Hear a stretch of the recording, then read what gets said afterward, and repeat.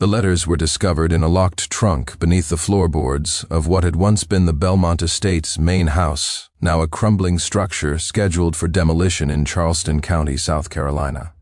Among water-damaged ledgers and faded daguerreotypes, historians found something that would rewrite their understanding of slavery's most intimate violations. Eleanor Belmont's asylum correspondence, written between 1852 and her death in 1859, contained confessions so disturbing that her family had hidden them for over a century. But it was the medical journal belonging to her husband Richard that truly revealed the nightmare that had unfolded behind the plantation's elegant facade, a nightmare centered on a person the Belmonts referred to only as the specimen, but whom enslaved community records would later identify as Jordan. Jordan's existence challenged every category that 1830s America used to organize human beings. Born on a February night in 1833, when the tobacco fields of rural North Carolina lay frozen under unexpected snow, the infant emerged into a world that had no place for someone like them. The midwife, an enslaved woman whose own name has been lost to history, recognized immediately that this child possessed what medical texts of the era termed doubtful sex. The baby's body refused the binary that defined everything from clothing to labor assignments, to the very pronouns people would use. In that moment, with the mother exhausted and the slave owner demanding to know whether he had gained a boy or girl for his property inventory, the midwife made a choice that gave Jordan 15 years of relative peace. She declared the infant female, wrapped the baby in cloth, and whispered to the mother that silence would be this child's only protection. Growing up as a girl in the tobacco fields, Jordan learned early that survival meant invisibility. While other enslaved children played and fought and formed the bonds that made their brutal existence bearable, Jordan remained apart, instinctively understanding that difference meant danger. The body that developed through childhood refused to cooperate with the midwife's designation. By age 12, Jordan stood taller than most adult women, voice deepening in ways that made overseers pause and stare. Yet there were also curves, subtle but present, and a facial structure that seemed to shift between masculine and feminine depending on the light. The enslaved community protected Jordan's secret as best they could, but whispers spread. Some called it a curse, others a divine mystery, but all understood that when the farm's financial troubles began in 1847, Jordan would be vulnerable in ways that transcended ordinary auction block dangers. The Wilmington slave market in August 1848 was a theater of human degradation where people were prodded, examined, and sold like livestock. Jordan stood on the platform, 15 years old and terrified, while potential buyers walked past with disturbed expressions. Most plantation owners wanted workers whose bodies fit expected patterns, people who could be easily categorized and assigned roles. Jordan represented an uncomfortable question that none wanted to answer. The bidding had nearly ended without a single offer when a well-dressed man in his early 40s pushed to the front, studying Jordan with an intensity that made even the auctioneer uncomfortable. Richard Belmont's eyes held something beyond mere purchasing calculation. They held the gleam of a collector who had stumbled upon a prize beyond value, a natural philosopher who had found a living mystery that could occupy years of fascinated study. Belmont paid 3 times the expected price, a transaction so unusual that the other buyers discussed it for weeks afterward. But Richard Belmont was not interested in cotton picking or house service. He was interested in knowledge, or what he told himself was knowledge. His plantation study contained more medical texts than most. University libraries, shelves lined with anatomical drawings, and journals describing surgical procedures he had never performed, but had memorized completely. He had dissected countless animals, filled notebooks with observations about physiology and development, corresponded with physicians who encouraged his scientific curiosity, while never quite inviting him into their professional circles. Richard Belmont fancied himself a natural philosopher trapped in a plantation owner's life, and Jordan represented an opportunity to finally make a discovery that would earn him the scholarly recognition he craved. The room where Jordan was taken upon arrival at Belmont Plantation was not a slave quarter. It was a converted storage space adjacent to Richard's study, accessible through a door that locked from the outside, fitted with a narrow bed and a chamber pot and nothing else. Within hours of arrival, Jordan was ordered to undress completely, while Belmont took measurements, made sketches, and recorded observations in a leather-bound journal that he would maintain obsessively for the next 3 years. His hands were clinical at first, treating Jordan's body as a text to be read, a puzzle to be solved. He measured limb ratios, documented the development of secondary sex characteristics, made detailed anatomical drawings that he believed would someday be published in medical journals. Jordan stood naked and trembling while a stranger catalogued every intimate detail, unable to resist, unable even to fully comprehend what was happening. But examinations that began as quasi-scientific rapidly evolved into something darker. Belmont's fascination deepened into obsession, his touch becoming less clinical and more exploratory, his breathing changing as he conducted procedures that served no medical purpose. He began summoning Jordan multiple times daily, creating new reasons for examination, developing theories that required increasingly invasive investigation. Jordan learned to dissociate during these sessions, to separate mind from body, to exist somewhere else while Belmont satisfied curiosities that had nothing to do with science and everything to do with desire twisted through the absolute power slavery granted him. Eleanor Belmont discovered Jordan's presence through the whispers of house slaves who had noticed their master's strange behavior. At 38, Eleanor had spent 20 years in a marriage that was proper, respectable, and utterly devoid of passion. Richard treated her as he treated the furniture in their home, a necessary fixture that required maintenance but inspired no genuine interest. She had borne him 3 children, managed his household, and played the role of Charleston's society lady with the skill of an actress performing a part she had never auditioned for.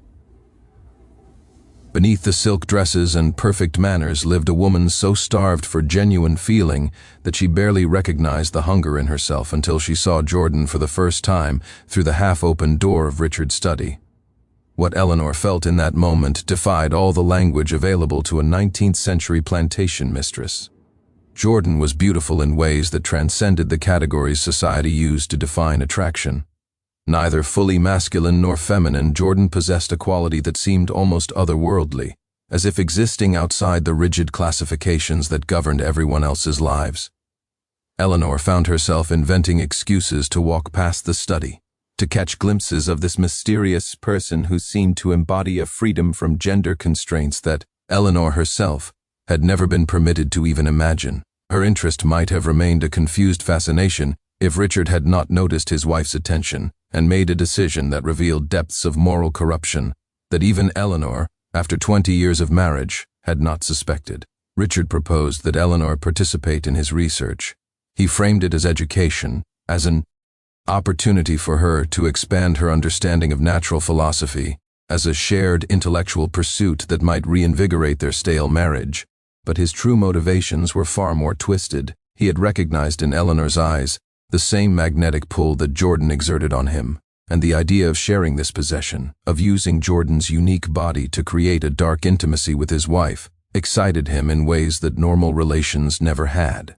Eleanor, trapped in a life that offered no acceptable outlets for the desires she had barely begun to acknowledge, agreed with a mixture of genuine curiosity and desperate need that she could not have articulated even to herself. What followed was an arrangement so disturbing that the enslaved community at Belmont, who had witnessed every brutality that slavery could inflict, spoke of it in whispers even among themselves. Jordan became a shared obsession between husband and wife, examined by Richard during daylight hours in sessions that grew increasingly sexual beneath their scientific pretense, then visited by Eleanor at night in interactions that confused physical desire with emotional need in ways that left Jordan traumatized in entirely different ways. Richard's exploitation was clinical and controlling, treating Jordan as an experiment in sensation and response.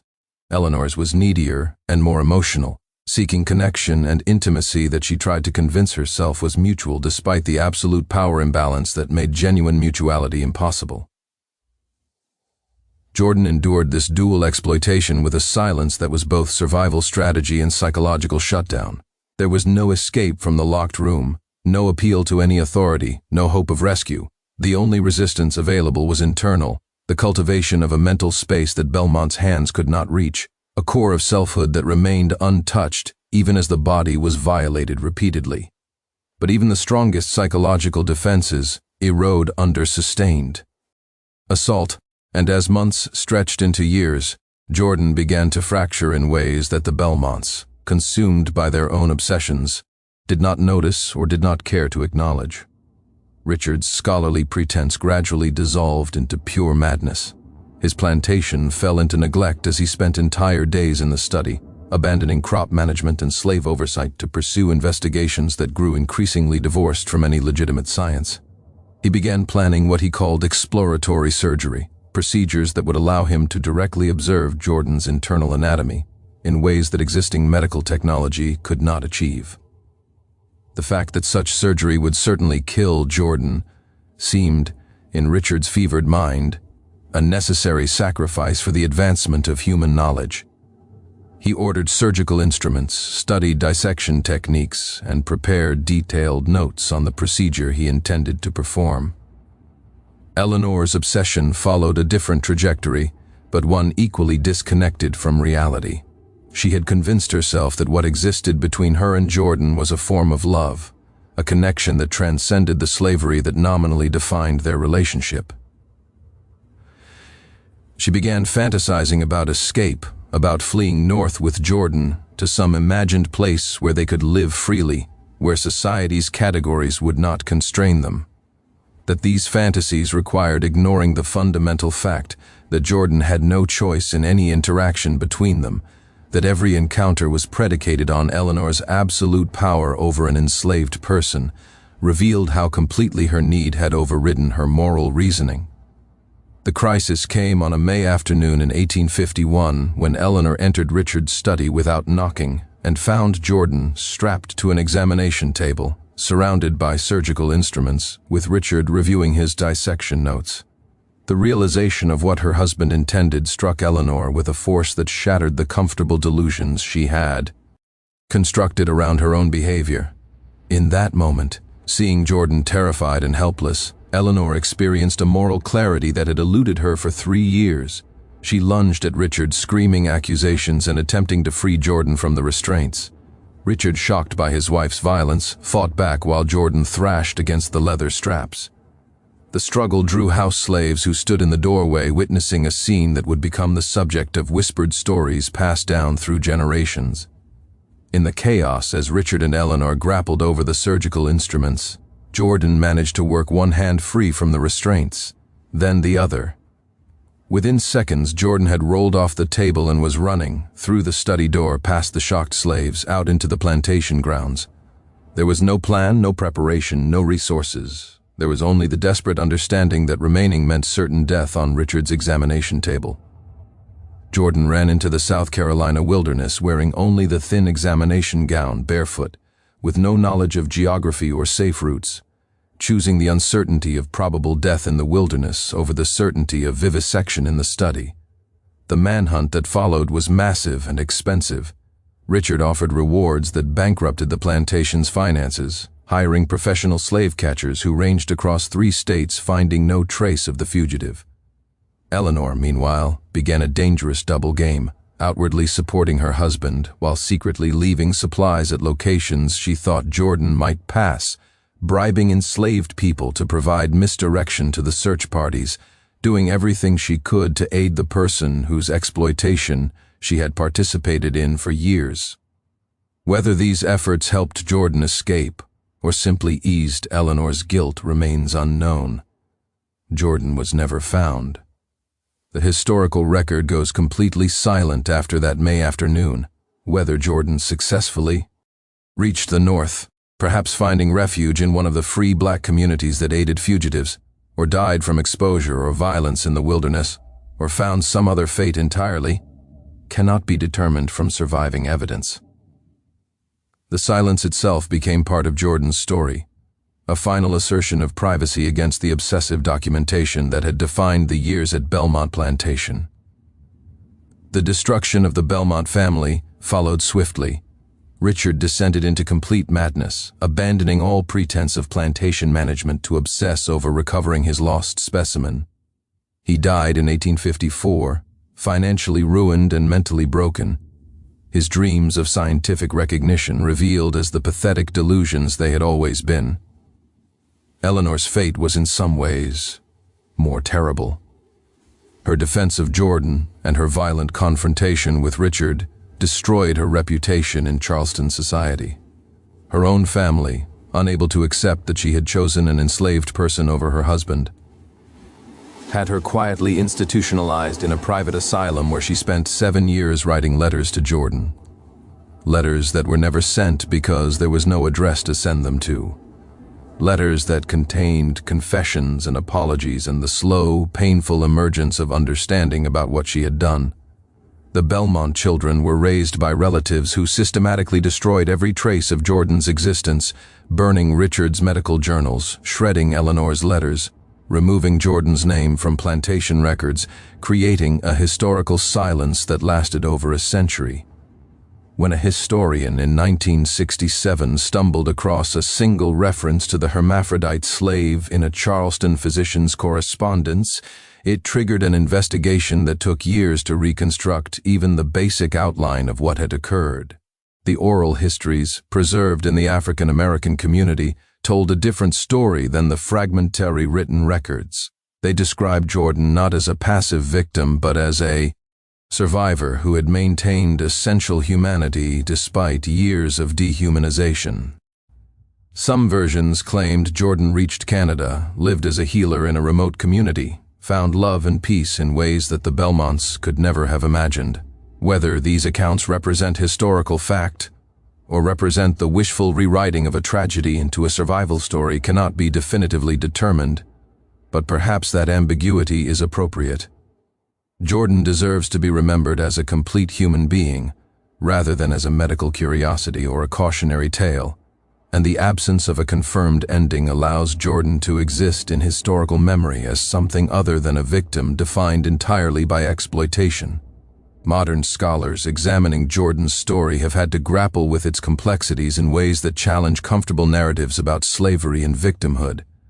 Medical historians recognize that Jordan likely had an intersex condition, possibly congenital adrenal hyperplasia or androgen insensitivity syndrome, conditions that in the 19th century were barely understood and often treated as monstrous. Disability scholars have used Jordan's case to examine how physical difference intersected with slavery to create heightened vulnerability to medical exploitation. Gender studies researchers have analyzed how Jordan's existence challenged the rigid binary categories that structured 19th century society, and how that challenge made Jordan a target for obsessive attempts to categorize and control. The feminist analysis of Eleanor's role has proven particularly contentious. Some argue she was as much a victim as Jordan, trapped in a patriarchal system that offered no legitimate outlet for desires that society deemed impossible for respectable women to have. Others counter that Eleanor's oppression, while real, did not excuse her participation in Jordan's exploitation, that she possessed enough agency and privilege to choose not to abuse her power over an enslaved person. Regardless of her own constraints, the debate reveals how difficult it is to assign moral responsibility in situations where everyone exists within systems of power that limit choices in different ways for different people. Intersex rights activists adopted Jordan's story in the early 2000s, drawing parallels between Richard's planned dissection and the non-consensual surgeries that intersex infants continue to undergo today. They argued that the impulse to medicalize and control bodies that do not fit binary categories remains powerful. The Jordan's nightmare in 1851 shares essential features with modern medical practices that treat intersex characteristics as problems to be solved rather than as natural variations to be respected. In 2010, descendants of Belmont's enslaved community held a memorial ceremony at the plantation site, now preserved as a historical landmark. They honored Jordan's memory, acknowledged the particular vulnerabilities faced by enslaved people with disabilities or physical differences, and called for greater recognition of how slavery's violence operated in dimensions beyond the economic exploitation, typically emphasized in mainstream histories. During the ceremony, someone read from one of the few surviving fragments of Eleanor's asylum letters, a passage that suggested she had achieved, in her final years, some understanding of what she had done. "I told myself I loved Jordan," Eleanor had written, "but love does not examine and measure in use. Love does not treat a human soul as a curiosity or possession. I was as monstrous as Richard, perhaps more so because I disguised my monstrosity as affection." Whether this understanding brought Eleanor peace or only deepened her torment, the letters do not reveal. Jordan's story resists easy conclusions or comfortable moral lessons. It demonstrates how slavery's complete ownership of bodies extended into the most intimate spaces, how scientific curiosity could become indistinguishable from sadistic exploitation, how even people who saw themselves as enlightened or caring could participate in profound abuse when systems of power made such abuse legal and normalized. It also demonstrates how people existing at intersections of multiple marginalized categories faced compounded vulnerabilities that mainstream historical narratives often erase. Jordan was enslaved, was intersex, existed outside binary gender categories, and faced medical exploitation that combined all these factors into a unique form of violation. The question of what happened to Jordan after that desperate flight into the South Carolina wilderness remains unanswerable with certainty, and perhaps that is fitting. Jordan's life at Belmont Plantation was defined by obsessive documentation, by being endlessly observed and recorded and cataloged. The silence that follows Jordan's escape represents a final assertion of privacy, a realm of existence that neither Richard, nor Eleanor, nor historians nor activists can access or control. Whether Jordan died in the wilderness or lived to old age in freedom, whether Jordan found love or remained isolated, whether emancipation came in time to matter or not, these questions remain in a space beyond the reach of historical research. What can be known is that for 3 years, Jordan endured exploitation that violated every boundary of human decency, survived through psychological strategies that most people never have to develop, and ultimately chose the risk of death over continued captivity. That choice, that moment of running through the study door into uncertainty, stands as testimony to the irreducible core of human agency that even slavery at its most totalizing could not completely destroy.